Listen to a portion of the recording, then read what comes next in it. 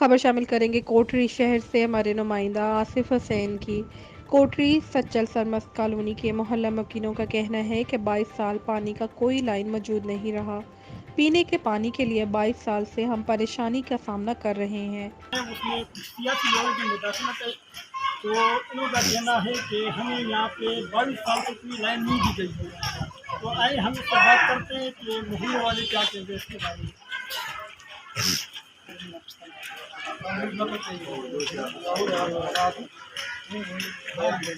क्या मतलब आपका, आप लोगों का पानी, आप कह रहे हो कि पानी नहीं है, और कौन पानी नहीं लेना चाहता है?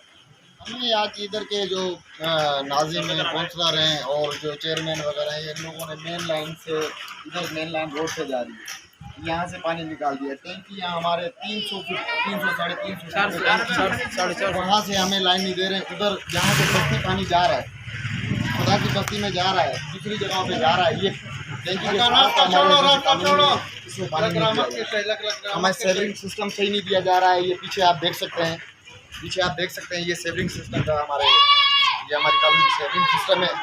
और ये लोग बेचारे पानी भरते हैं, बच्चे पानी भरे हैं या स्कूल पढ़े, उनकी तालीमों पर भी फर्क पड़ता है। यहाँ से रोड से एक लाइन जा रही है और एक डेक जा रही है, तो यहाँ से आप खाली देते हैं, कहते हैं कि इसमें से लाइन आप लगाओगे, आपके ऊपर हम FIR करेंगे, हम आपके ऊपर जुर्माना आयद करेंगे। कि यहाँ से हमारी कॉलोनी के करीब से बस्ती में लाइन जा रहे हैं, उधर पानी दे रहे हैं, इधर हम लोगों ने गुनाह किया। पानी यहाँ से हम जाते हैं, टैंकी से गैलन भरते हैं, टैंकर पानी के गिरवाते हैं। 2500 का टैंकर है पानी का। हम इधर जानवरों की ज़िंदगी जी रहे हैं, इंसानों की ज़िंदगी नहीं है ये। जिस हिसाब से इधर हमें ये